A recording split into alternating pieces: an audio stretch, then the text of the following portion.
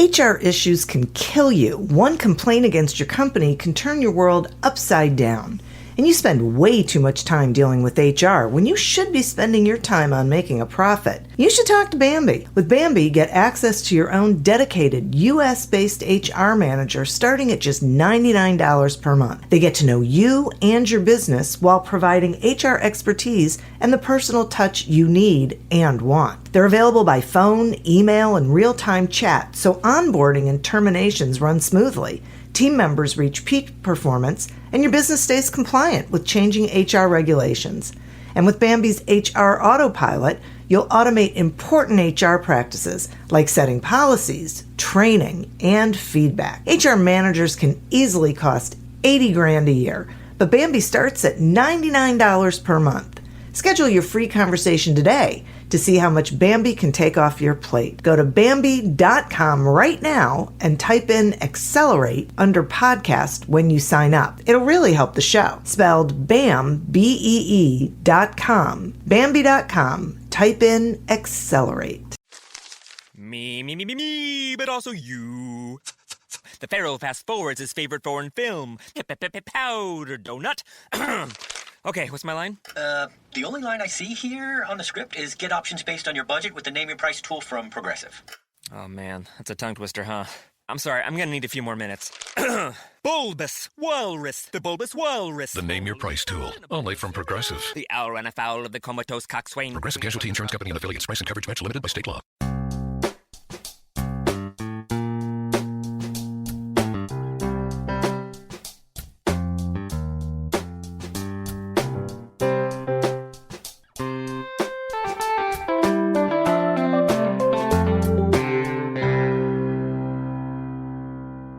Welcome to Accelerate Your Business Growth with your host, Diane Helbig.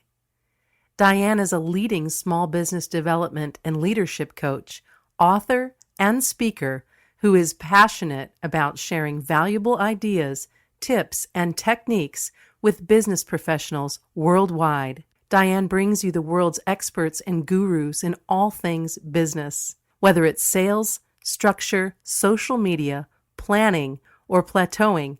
Guests bring their expertise and energy to each episode. When growing your business is your focus, Accelerate Your Business Growth is the show to listen to. Got a topic or guest suggestion? Let Diane know. The goal is to make sure you have the information you need to move your business forward. Thanks for joining us. Settle in and enjoy. Hi, everybody. Thank you for joining us. Today's podcast is sponsored by Audible.com. Audible.com is a leading provider of spoken audio entertainment and information. Listen to audiobooks whenever and wherever you want. Get a free book when you sign up for a 30-day free trial at audibletrial.com/businessgrowth. This podcast is gaining recognition as a resource for small business owners, entrepreneurs, and sales professionals. From MSNBC's Your Business to Inc.com to People First, Fit Small Business, Proven, and a whole bunch of other sites, Accelerate Your Business Growth podcast is enjoying inclusion on lists of the best podcasts to listen to. Most of this is because of the great guests that I've had the honor of speaking with over the years. They are experts in their fields, and they give of their time and their knowledge so that all of you could do better things in your business. Today we have such a person. We have Michal Vojta. Michal is a business-to-business sales professional with experience from corporations like the 3M Company and startups like Dutch Crowdy News. He co-founded SALESDOCk as he saw too many startups and young companies with great products fail because of a lack of sales expertise and execution. Michal got his theoretical background in economics and innovation management while studying in Prague and the Netherlands. Today, he strives to implement it by building startups' sales strategy, infrastructure, and teams. He helped to build sales in over 25 startups. Michal's main expertise lies in sales process and sales teams. He strongly believes in methodological, structured approach towards sales setup and people-centric approach towards team building. which I love those two concepts. Michael, thank you so much for joining me today. Hi, Diane. Thank you very much. Thanks for having me. I'm so thrilled. Sales is one of my favorite subjects, and I hear you. So many of these companies struggling and not doing it quite right. Why do you think young startups and companies fail at sales?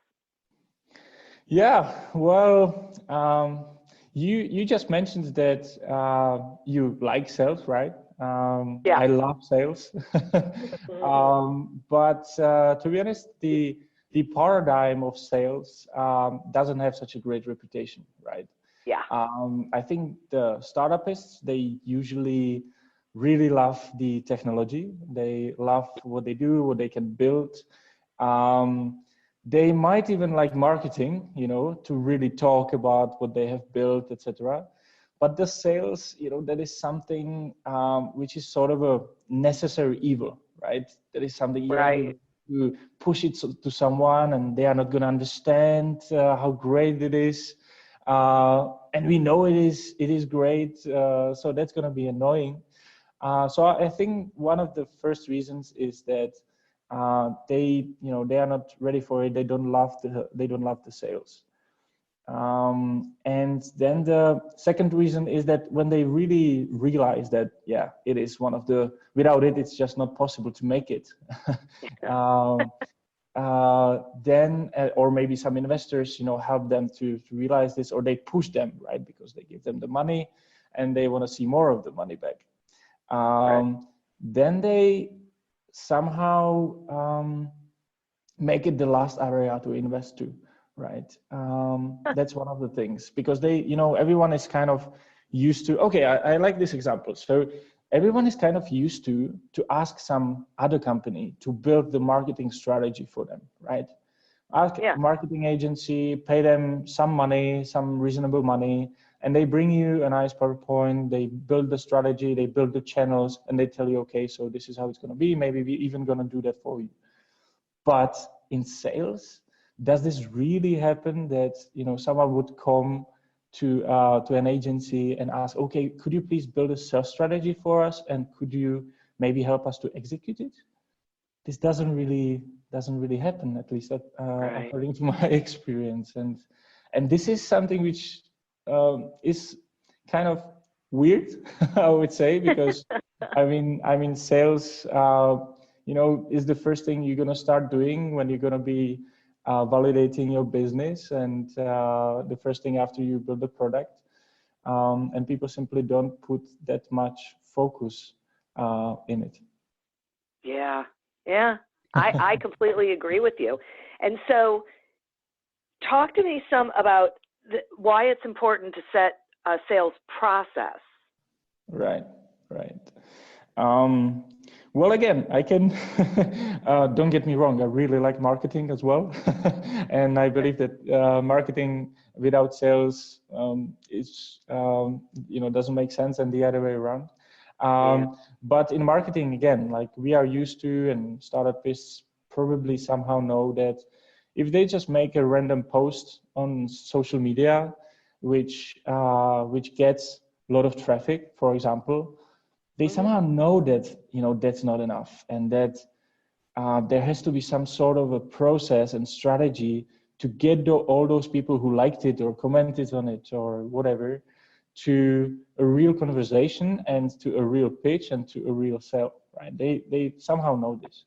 But with the sales, again, they, let's just try things. Let's just hire someone who's talkative and is going to tell people, right? And he's going to tell it to those and those, and he's going to go to these meetups and everything. He's going to tell the world, right? But to have really the strategy, how to get from A to B, let's say, that is, again, something which those startups usually don't do, or they forget about. And it's really like getting from A to B, right? You can always get there, but it takes time, right? If you don't know the way. But if you have a map how to get there, that makes it much faster, and it's just easier, right? So this is what sales process, from my perspective, is about. It's a map how to get from the first contact to the close, to the cash. To the close, to the cash. And Yeah. I love that. And I completely agree with you. I mean, I love process, and I think part of the problem that I see small business owners making is, you know, they're the salesperson, but they're also the person who delivers on whatever they sell, and they get so busy and so wrapped up that if they don't have a process, they just, it all falls down because they don't have something that is so structured that they don't have to think about it. You know, that's part of the value is that it's not something they have to think of every single day because it's already part of their routine. Yeah, I agree. I mean, the thing is, they see it really that the sales is quite simple, right? It's not really a science, but they see it simply in a way that, well, the customers either like it or they don't, right? But the whole sales process is about really leading the buyer.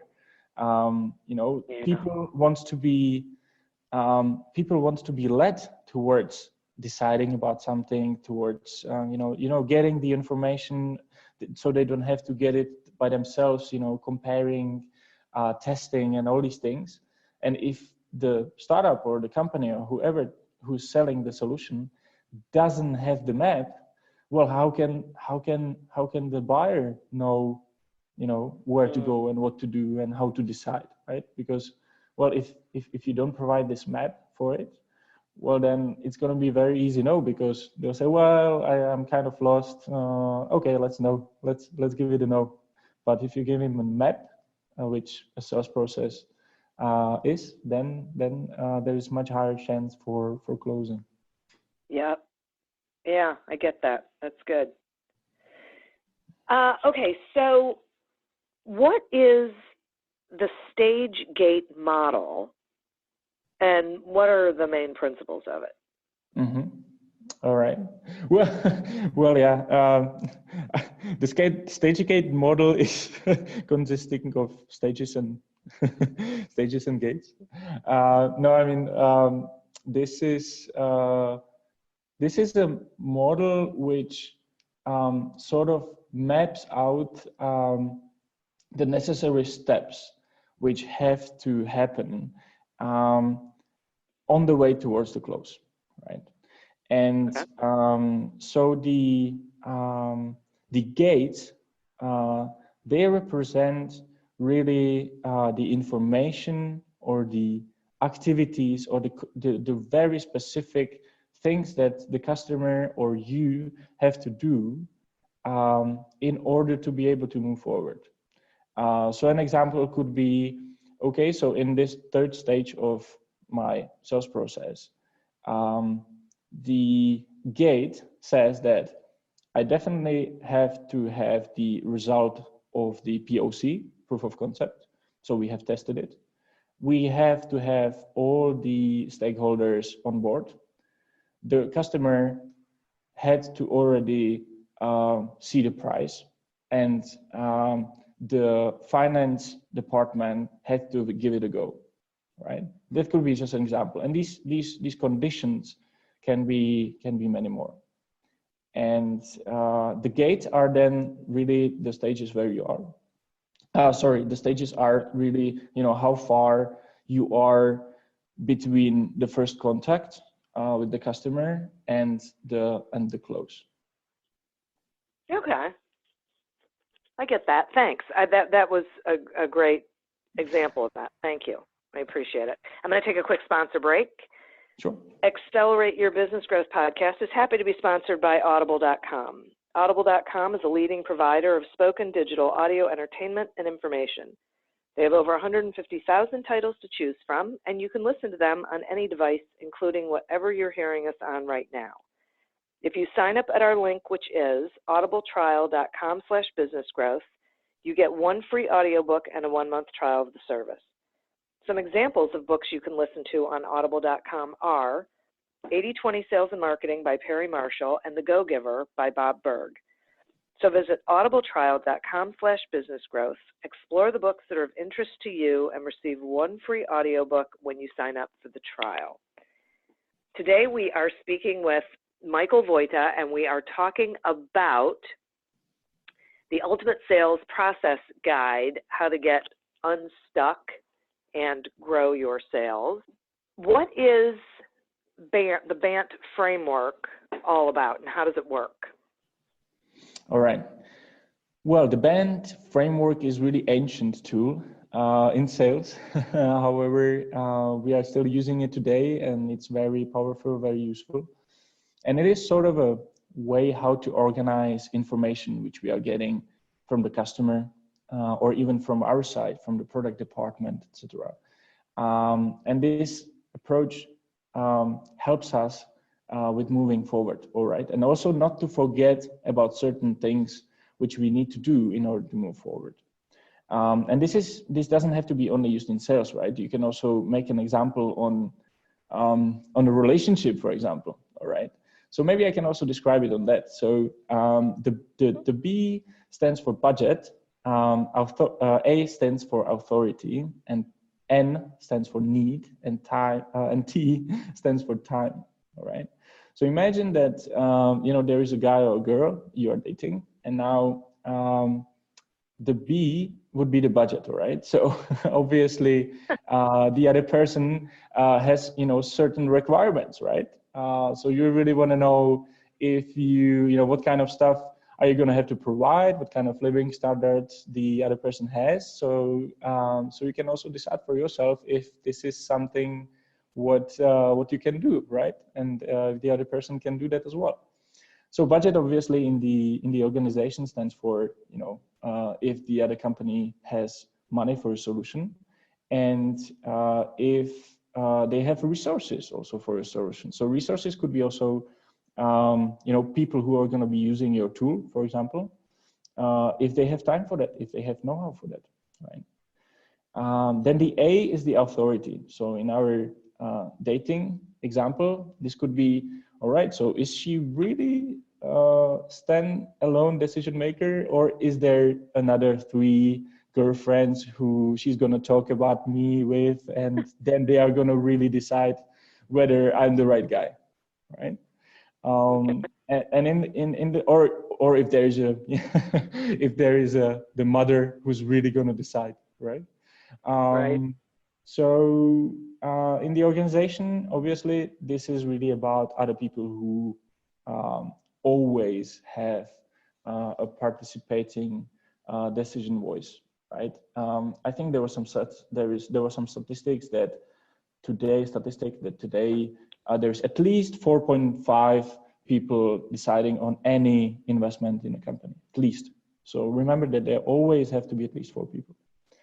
All right, and then the N, well, that's need, all right? So yeah, with the girl, yeah, what does she really need? Does she want a guy who's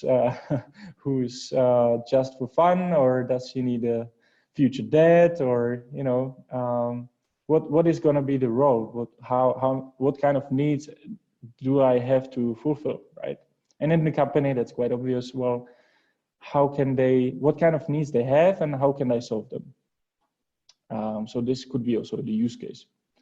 Well, and then there is the T, that is the time. And well, imagine that you've got all the things right. So you've got the budget, you've got the authority, you have the need, but the girl is leaving for a half year to Erasmus program, or whatever program for studying, for example, right?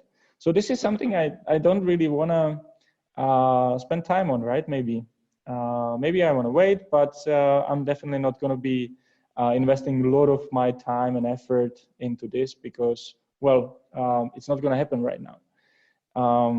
And that is the same thing in business, that startups, but in general, people in sales forget about one of these things, and it can be the time. Typical example is that, well, you present the whole solution, they like it, they've got the budget, they've got the decision, but you didn't ask them about their current implementation pipeline, right? They might be working on more tools to be implemented, right? And you don't ask about this. And then at the end, when you, as a salesperson, really, or a co-founder of a startup, you're expecting to get the cash in the next month. And then they say, well, it is really great. We are counting on this. However, your project is gonna come up, well, in half a year, right? And you have just spent half a year investing all your resources into this deal because it looked really juicy, right? And now you're gonna have to wait, and you're gonna have other deals which you could have invested the time to. So this is the basics how Band works. And again, it helps you organize the information and also helps you not to forget about important information which you need to find out. That is fabulous. Thank you so much for that. That is so great, and I appreciate the examples because that makes so much sense. And I think those are areas that people either they don't ask the questions properly, or they don't ask the questions at all, and then they wonder why the deal doesn't go through. Or they ask the question, they don't get an answer, or they don't get the answer that they need. So that is great. Thank you. So if someone's listening, they're a small business owner, or they're a startup, and they're thinking, okay, well, I want to make sure I have a sales process. How do they start creating one? Right. Well, the good news is that it really is possible to make it for anyone. Maybe one more push towards making you to make one. It is actually, usually the bigger companies already have the sales process, right? But the small businesses and entrepreneurs, they don't do it. However, it is even more important for these to make it, and the reason is resources, right? In the big company, if some of the deals don't go as they should, well, not much happens. But you as an entrepreneur or as a startup, you have only maybe 1 or 2 guys or 5 people who are dealing with sales. And now if you don't know what is the quality and what is the space or what is the stage of your opportunities, you will just go after the big juicy logos, right? The big juicy customers. And you say, okay, so right now we are working on this one because it's really good. It would be great reference to have Apple in our customers, right? We could put it on the website, etc. We could get more deals. But if you don't have the sales process right, you might, again, be investing all your time, and it might even kill you at the end when you find out that it was not qualified enough. So again, this was the push. The good news is that you can build it very easily and that you can use it really the next day. It's quite simple. So simply Google some example of stage gate model sales process. It's going to give you a nice picture where there will be the areas for conditions, which are the gates, and then there are the stages which you simply call somehow, and you also give it a probability of close, right? So the more towards the close you are, the higher probability of that deal is going to be, and this is going to be something which is also going to help you to make your sales process quantifiable, right? You're going to know how much is your pipeline of projects, pipeline of customers worth. So how to make it? So you Google this picture, and then you think of your last deal, right? Or if you don't even have any deals, try to think of how it should go. What all has to happen on the customer side? What has to happen on your side? So it could be things like opening the deal. It can be things like testing. It can be things like sending an offer. It can be, 2 or 3 things which you really have to do before you actually plug it in, right? Before you implement it. Or it can be some data that they have to sell you. So these things do go into these gates. So those are the conditions which have to happen before moving forward. Then write it down, print it out, or have it in some, one slide of PowerPoint, and then put this right into your CRM. Every CRM system has it has these stages. So you simply call them as you did call them on the sales process you have, and then try to put those deals into those stages wherever they are right now, according to these conditions. So make a checklist of those conditions, check them. If one is missing, you cannot move it forward, right? And then if there are some, and this happens all the time when we set up a sales process in startups, there are some which you are saying, okay, but this is really far in the sales process. This deal is almost at the end. We almost closed it. But in the second stage, we say that, well, there has to be the result of the POC, right? But this is not, this deal shouldn't be that soon in the sales process. Well, then you can create a task for yourself in the CRM or anywhere, which is going to say, okay, I really have to find out what all those people think about the result of the POC, right? So this gives you the action steps which you really have to do in order to move your deals, and this is going to help you to streamline your opportunities better, because the number one problem of all startups is that they've got many deals in the pipeline, but they don't know where they are. And that's why we are talking today about sales process. Got it. Okay. Good. I can totally see how they can have no idea, because I don't think they really use their CRM. So, and do you think that's the place where companies get stuck? Is that they don't know where their prospects are in the pipeline? Yeah, well, that's one of the things. But even if if you build the sales process and you sort of put it somewhere, the place where it gets stuck is actually the piloting I have already mentioned. And the problem with the pilots is that, again, it takes a lot of resources for you. Yeah. And that the customers, check out the product, and then you don't really hear from them for a long time. And that is where you get stuck in the sales process. Got it. Okay, so what do they do about that? Yeah. Well, yeah, that's actually part of your sales process, that you have to specify, not just simply, okay, we should do pilot. What does that mean?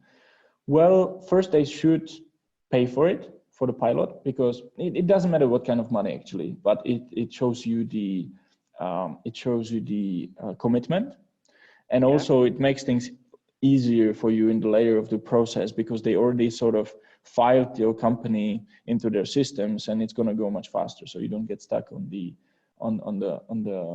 paying the invoice, right? So first thing, they should pay for it. If they don't want to pay for it, there's something wrong. They don't have the commitment, and you might want to work more on the need and on the solution with the customer. And then set up the time frame. So when are we gonna do this pilot, right? Usually what happens is that the companies tell the startup, give us the access to this tool. We're gonna try it out and we're gonna let you know. And the startups are happy about this, right? Because yes, this juicy, nice looking company and wealthy company wants to try our stuff. That's great, right? But they never hear from them. So the solution is that you really should push them into a time frame. So, when are you gonna have time for this? And what has to happen, so you buy it. Okay, so when we say, you're gonna be trying this tool in these 2 weeks, you're gonna have really time for that. What are the KPIs for the pilot to be successful? So after the piloting, the POC, you can sit with the customer and say, so we've got a checklist here. It's our KPIs which we set together. And all these are good. This one is missing, so let's work on that. And once we deal with it, you can buy, right? And this is really these things are really, really helping. If you don't have them, I would suggest not to do the pilot, with the customer, because you're going to spend too much resources on that and you're going to get stuck. You're going to have really unhealthy pipeline of all these pilot stage deals. Right. That's great. Wow.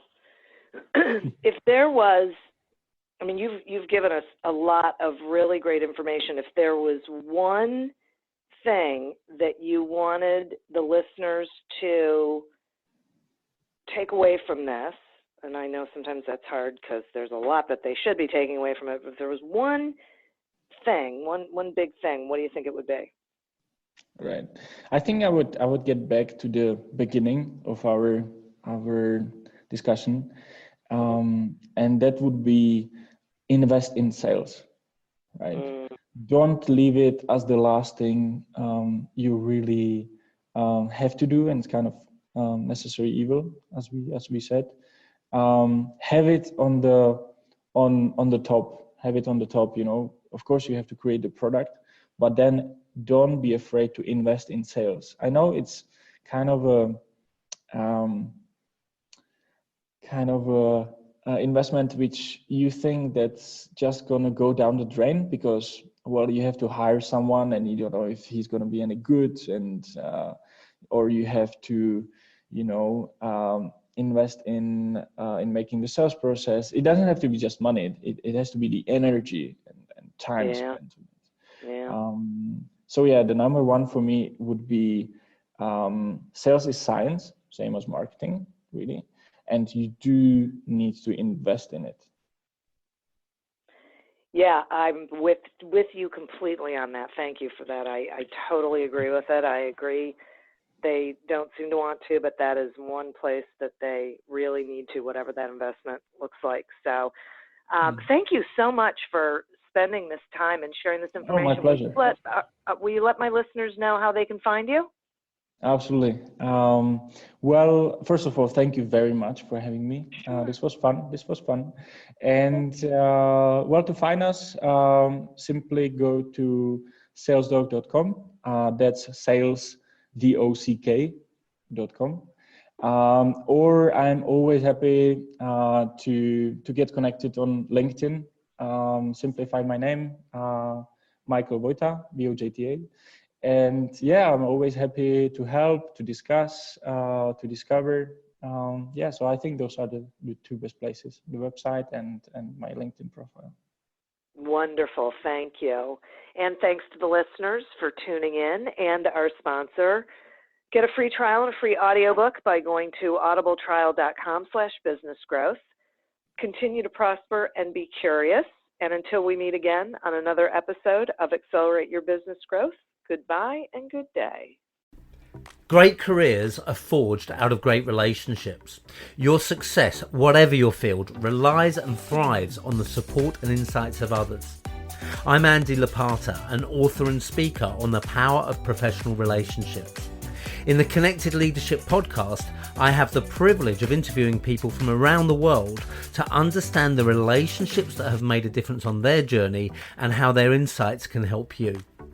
From Nobel Prize winners to Olympians, from NASA astronauts to peace campaigners, my guests have shared some captivating moments from their lives and careers. Combined with experts from leading universities, cutting-edge authors and giants of business, the Connected Leadership podcast aims to inspire, educate and entertain.